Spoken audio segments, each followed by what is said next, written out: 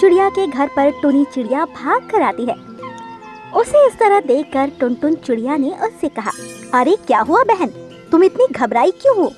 बात ही ऐसी हो गई है, पता है राजा ने एक प्रतियोगिता का ऐलान किया है जिसमें सभी को नया घोंसला बनाना है और जिसका घोंसला मजबूत और सुंदर होगा उसे बहुत बड़ा इनाम मिलेगा। क्या तुम सच कह रही हो? मुझे तो इस प्रतियोगिता के बारे में पता ही नहीं था। इसके बाद वो सभी पंछी एक जगह पर इकट्ठा होते हैं और प्रतियोगिता के बारे में बात करने लगते हैं। सभी इस प्रतियोगिता को जीतना चाहते थे। टुनटुन चिड़िया ने कहा, इस प्रतियोगिता को तो मैं ही जीतूंगी क्योंकि मैं घर बहुत ही सुंदर बनाती हूँ। नहीं, इस प्रतियोगिता को तो मैं ही जीतूंगा क्योंकि मैं बहुत ही मजबूत घर बनाने वाला हूँ और उस घर के सामने तुम्हारा घर कुछ भी नहीं होगा।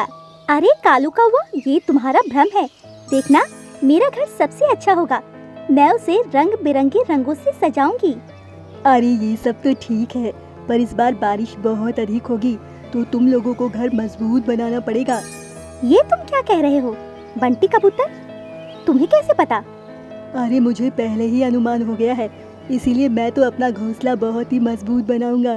और ये कहकर वो सभी अपनी अपनी घोंसला बनाने के लिए सामान इकट्ठा करने लगते हैं। वहीं दूसरी तरफ आसमान में बादल अपने परिवार के साथ खेल रहा था। बादल की पत्नी ने उससे कहा, अजी इस बार बारिश नहीं करनी क्या? आप तो पानी लेने गए ही नहीं। अरे मैं तो भूल ही गया। चलो कोई बात नहीं, अब हम लोग चलते हैं। पर हम अपने बेटे को कहाँ रखेंगे क्योंकि ये अभी बहुत छोटा है। तुम चिंता मत करो, इसे हम पहाड़ी वाले पेड़ पर रख देंगे। वैसे भी वहाँ पर कोई आता जाता नहीं है। ठीक है तो फिर चलो। इसके बाद वो लोग अपने बेटे बबलू बादल को उसी पेड़ पर रख देते हैं और उससे कहते हैं, बेटा हम लोग 3-4 दिन में आ जाएंगे, तब तक तुम यहीं रहना, ठीक है? इसके बाद वो दोनों बादल वहाँ से चले गए। अभी वो लोग आराम से जा रहे थे, तभी उन्हें पंछियों का झुंड मिलता है और टुनी चिड़िया ने बादल से कहा, अरे आप लोग कहाँ जा रहे हैं? अरे हम पानी भरने जा रहे हैं क्योंकि बारिश का मौसम आने वाला है। वैसे भी सारे बादल पहले ही पानी भरने जा चुके हैं। इस बार हम ही थोड़ा लेट हो गए। सभी बादल इस बार पानी भरने चले गए हैं और वो लोग आते ही होंगे, तो इस बार बारिश सही ही होगी। पर आप इस बार बारिश थोड़ा लेट करना क्योंकि हम लोग घोंसला बना रहे हैं। ये तो हमारे हाथ में नहीं है, पर हाँ हम लोगों को 4-5 दिन लगेंगे। तब तक तुम लोग अपना घोंसला बना लेना। ठीक है, जैसा आप कहें, पर फिर भी कोशिश करना कि हमें ज़्यादा से ज़्यादा वक्त मिल सके जिससे हम अपना घोंसला अच्छा बना सके। इसके बाद बादल वहाँ से चले गए। वहीं दूसरी तरफ बंटी कबूतर भी अपना घोंसला बनाने के लिए मजबूत लकड़ियाँ ढूंढ रहा था और लकड़ियाँ ढूंढते हुए वो उसी पहाड़ी पर चला गया और मजबूत लकड़ियों को इकट्ठा करने लगा। तभी उसे एक पेड़ पर बादल दिखाई दिया। बादल को देखकर उसके मन में एक योजना आई और उसने अपने आप से कहा, क्यों ना मैं इस बादल के बच्चों को अगवा कर लूं, जिससे बादलों को पंछियों पर शक होगा और वो बहुत तेज तेज बारिश करेंगे जिससे उनका घोंसला टूट जाएगा। और ये सोचकर उसने बादल के बच्चे से कहा, अरे बेटा तुम यहाँ पर क्यों बैठे हो? मुझे यहाँ पर मेरे पापा छोड़ गए हैं। अच्छा, मुझे तुम्हारे पापा ने ही तुम्हें लेने के लिए भेजा है। चलो तुम मेरे साथ चलो। क्या तुम सच कह रहे हो? पर पापा ने तो कहा था कि वो 3-4 दिन बाद लौटेंगे। हाँ, पर उन्होंने मुझे कहा है कि मैं तुम्हारी देखभाल करूँ, इसीलिए तुम मेरे साथ चलो। बंटी कबूतर की बात सुनकर बबलू बादल उसके साथ चला जाता है। बंटी कबूतर उसे अपने पुराने घर में ले आता है और घर के अंदर जाने के लिए कहता है। जैसे ही बबलू बादल घर के अंदर गया, वो दरवाजा बाहर से बंद कर देता है। ये देखकर बबलू बादल बहुत चिल्लाता है, पर वो दरवाजा ही नहीं खोलता है। इस पर बबलू बादल ने बंटी कबूतर से कहा, ये तुम अच्छा नहीं कर रहे हो। यदि मेरे पिता को पता लग गया तो वो तुम्हें अच्छा सबक सिखाएंगे। मुझे पता है, पर वो मुझे सबक नहीं सिखाएंगे बल्कि उन पंछियों को सिखाएंगे। ये सब मेरी योजना है। अब तुम कुछ दिन यहीं रुको जब तक मेरा काम पूरा नहीं हो जाता। मैं तुम्हें नहीं छोड़ूंगा। मुझे एक बार यहाँ से निकालो वरना बहुत बुरा होगा। तुम मुझे इस तरह बांध कर नहीं रख सकते हो। तुम्हारे चिल्लाने का कोई फायदा नहीं है क्योंकि यहाँ पर कोई नहीं रहता है, इसीलिए चुपचाप यहीं बने रहो। इसके बाद बंटी कबूतर वहाँ से चला जाता है और अपना घर बनाने लगता है। 2 दिन में उसका घर पूरी तरह तैयार हो जाता है। वहीं दूसरे पंछी भी अपना घर बनाने में लगे हुए थे। घर बन जाने के बाद उसने अपने आप से कहा, चलो मैं दूसरे पंछियों के घर देख कर आता हूँ। वैसे भी मेरा घर सबसे मजबूत है, फिर भी मुझे देख लेना चाहिए उन्होंने कैसा बनाया है। और ये कहकर वो पंछियों के पास जाता है तो देखता है टुनी चिड़िया ने बहुत ही अच्छा घर बनाया था। ये देखकर बंटी कबूतर को जलन होती है और उसने उससे कहा, अरे घर तो तुम्हारा भी बहुत ही अच्छा बना हुआ है। हाँ और देखना इस बार प्रतियोगिता मैं ही जीतूंगी। हाँ हाँ वो तो पता लग जाएगा। इसके बाद बंटी कबूतर वहाँ से चला जाता है और अपने आप से कहता है, अब मुझे बादलों के पास जाना चाहिए। इसके बाद वो बादलों को ढूंढने के लिए निकल जाता है। तभी रास्ते में उसे बादल मिल जाते हैं और वो बादलों से कहता है, अरे आपके जाने के बाद आपके बेटे को पंछियों ने अगवा कर लिया है। ये तुम क्या कह रहे हो? मैं उन्हें नहीं छोड़ूंगा। और ये कहकर बादल और उसकी पत्नी को बहुत गुस्सा आता है और वो जंगल में आकर बहुत तेज बारिश करने लगते हैं, जिससे सभी पक्षी बहुत ज्यादा परेशान हो जाते हैं। उन्हें तो समझ में ही नहीं आ रहा था कि बादलों को क्या हो गया है, वो इस तरह गुस्से में क्यों है। पर तभी अचानक वहाँ पर बबलू बादल आ जाता है और वो अपने पिता से कहता है, अरे पिताजी ऐसा मत कीजिए, इसमें इन पंछियों की गलती नहीं है, ये सब तो बंटी कबूतर का किया हुआ है, उसी ने मुझे अगवा किया था। ये सुनकर बादल शांत हो जाते हैं और अपने बेटे से कहते हैं, ये तुम क्या कह रहे हो? मुझसे तो बंटी कबूतर ने कहा कि तुम्हें पंछियों ने अगवा कर लिया है। नहीं पिताजी, मुझे बंटी कबूतर ने ही बंदी बनाया था, वो प्रतियोगिता जीतना चाहता था, इसीलिए उसने ऐसा कुछ किया। ये सुनकर बादल को बहुत तेज गुस्सा आता है और वो बंटी कबूतर के घर को बिगाड़ देते हैं। इसके बाद वो लोग पंछियों के घोंसले को पहले जैसा कर देते हैं और उनसे माफी मांगते हैं। हमें माफ कर दो, हमें नहीं पता था ये सब बंटी कबूतर का किया हुआ है। कोई बात नहीं, हमें खुशी है, आपने हमारे घोंसले को पहले जैसा कर दिया। इसके बाद राजा ने प्रतियोगिता शुरू की तो उसमें टुनी चिड़िया का घोंसला जीत जाता है और टुनी चिड़िया को बहुत ही अच्छा इनाम मिलता है, जिससे वो बहुत खुश होती है। और अब जंगल के सभी पंछी खुश थे क्योंकि बारिश के मौसम में वो लोग खूब आनंद ले रहे थे और उनके घोंसले भी काफी ज्यादा मजबूत थे, जिस वजह से उन्हें बारिश से ज्यादा फर्क नहीं पड़ रहा था। वहीं बंटी कबूतर अब बारिश में बैठा भीग रहा था क्योंकि उसने जो किया था उसे उसके किए की सजा मिल गई थी। तो दोस्तों, हमें इस कहानी से यही सीख मिलती है, जैसा जो करता है उसे वैसा ही फल मिलता है। सुंदरवन जंगल में बहुत सारे पंछी हंसी खुशी रहते थे। उसी जंगल में एक टोनी चिड़ा अपने परिवार के साथ रहता था। टोनी गुब्बारे बेचता था। गुब्बारे बेचकर जो मुनाफा होता था, उसी मुनाफे से टोनी अपना घर चलाता। गुब्बारे ले लो, गुब्बारे, छोटे बड़े गुब्बारे, लाल हरे नीले पीले गुब्बारे, गुब्बारे ले लो, गुब्बारे। अंकल अंकल, मुझे पीले कलर का गुब्बारा दो ना। हाँ हाँ बेटा, ये लो। टोनी दिन भर ऐसे गुब्बारे बेचता और शाम होते ही अपने घर लौट आता। पापा पापा, क्या आप मेरे लिए रिमोट वाली गाड़ी लेकर आए हो? हाँ हाँ बेटा, लेकर आऊंगा ना। क्या आज भी आप कुकू का पसंदीदा खिलौना लेकर नहीं आए? अरे मीनू, मैं लाने वाला था, लेकिन वो क्या है ना, आज गुब्बारे बहुत कम बिके। जैसे ही मेरे पास ज़्यादा पैसे जमा होंगे वैसे ही मैं लेकर आऊँगा। मैं जानती थी आप लेकर नहीं आओगे। अब यहाँ खड़े खड़े क्या देख रहे हो? जाओ, रात को खाने के लिए कुछ भी नहीं है, जाकर कुछ लेकर आओ।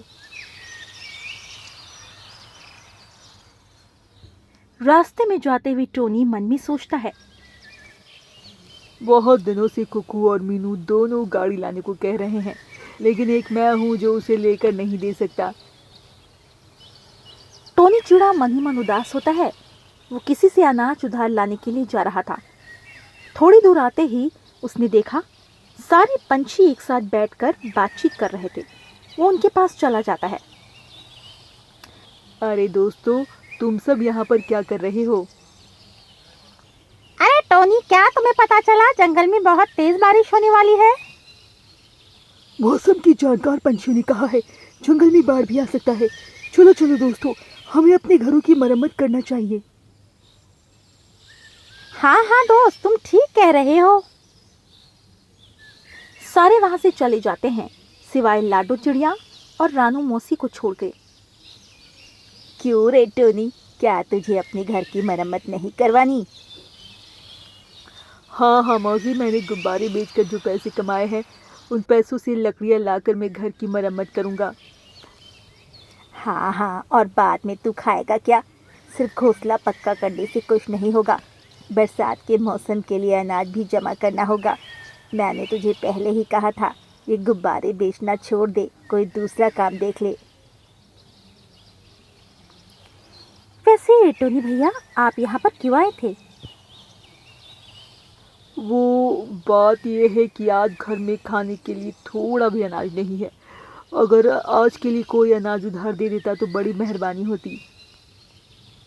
नहीं नहीं टोनी, मेरे घर में तो थोड़ा अनाज बाकी है, और वो भी मैंने बरसात के मौसम के लिए जमा करके रखा है। वो मैं तुम्हें नहीं दे सकती। चलो अब मैं चलती हूँ, मुझे बहुत सारे काम हैं। रानू मौसी वहां से चली जाती है। भैया, आपने कठिनाइयों में हमारी बहुत बार मदद की। मेरे पास थोड़ा अनाज रखा हुआ है, आप उसमें से ले जाओ। लाडो, तुम्हारा बहुत बहुत शुक्रिया। लाडो टोनी को थोड़ा अनाज दे देती है। टोनी उसे लेकर वापस घर आ जाता है। मीनू चिड़िया उस अनाज से खिचड़ी बनाती है। सारे उसे खाकर सो जाते हैं। सुबह हो जाती है। अजय, उठ जाइए, क्या दिन भर ऐसे ही सोने वाले हो? क्या आज आप काम पर नहीं जाने वाले?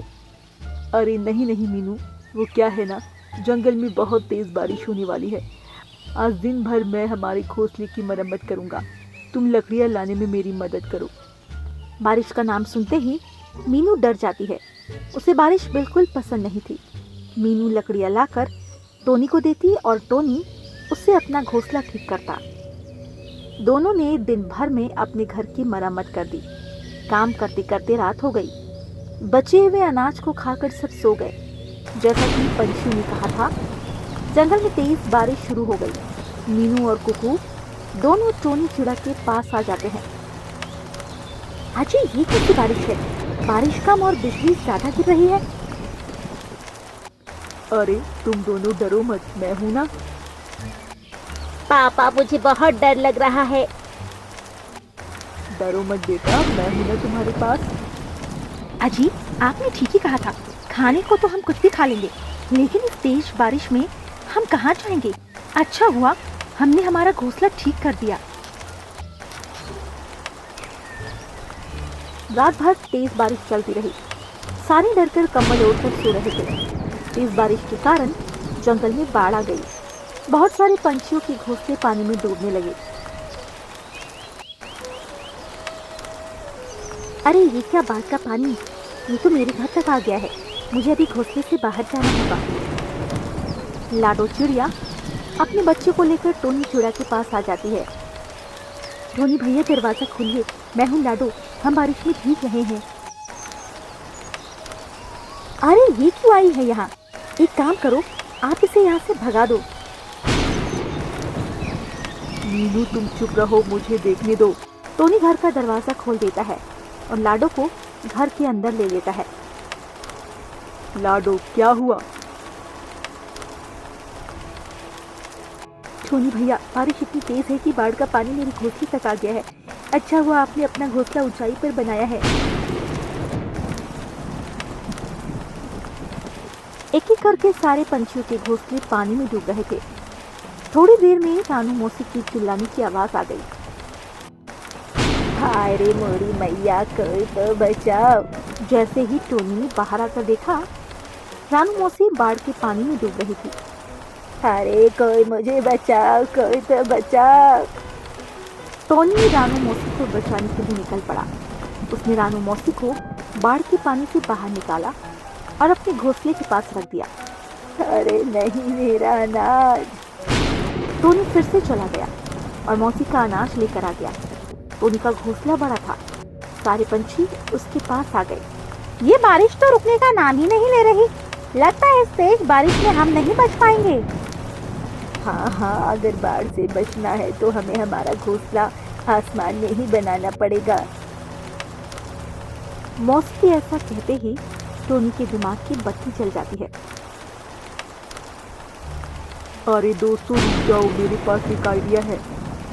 टोनी घोंसले के बाहर आकर गुब्बारे फुलाने लगा। बाढ़ का पानी धीरे धीरे ऊपर आ रहा था। उसने सारे पंछियों की जान बचाने की ठान ली। वो जल्दी जल्दी गुब्बारे फुलाकर अपने घर के ऊपर लगाने लगा। आखिर बाढ़ का पानी घोंसले तक आ ही गया। जैसे ही टोनी ने एक और गुब्बारा लगा दिया, वैसे ही उसका घोंसला आसमान में उड़ने लगा। वो घोंसले के अंदर आ गया। अरे वाह टोनी, ये तो तुमने बहुत बढ़िया काम किया। सारे शर्मिंदा होकर टोनी की तरफ देख रहे थे। आखिर टोनी का घोंसला बादलों तक पहुंच गया। फिर कुछ दिनों बाद बारिश रुक जाती है और बाढ़ का पानी धीरे धीरे कम हो जाता है। टोनी अपने घर को वापस पेड़ पर लेकर आता है। टोनी भाई, हमें माफ कर दो। हमने तुम्हारा मजाक उड़ाया, लेकिन आज तुम्हारे गुब्बारों ने हम सबकी जान बचाई। दूसरे दिन से टोनी फिर से गुब्बारे बेचने लगा। गुब्बारे ले लो गुब्बारे, छोटे बड़े गुब्बारे, लाल हरे पीले नीले गुब्बारे, गुब्बारे ले लो गुब्बारे।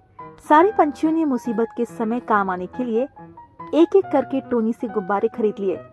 इससे टोनी चिड़ा का बहुत मुनाफा हो गया। घर आते आते टोनी ने अपने बेटे कुकू के लिए एक बड़ी सी रिमोट वाली गाड़ी खरीद ली। कुकू बेटा, ये लो देखो मैंने तुम्हारे लिए क्या लाया हूँ। पापा आपका बहुत बहुत शुक्रिया। सारे बच्चों ने टोनी को शुक्रिया कहा और सबने बहुत सारे तोहफे दे दिए। उस दिन से सारे पंछी हंसी खुशी रहने लगे। दोस्तों, इस कहानी से हमें यही सीख मिलती है, कभी भी किसी के कामों पर हंसना नहीं चाहिए। कोई भी काम छोटा या बड़ा नहीं होता।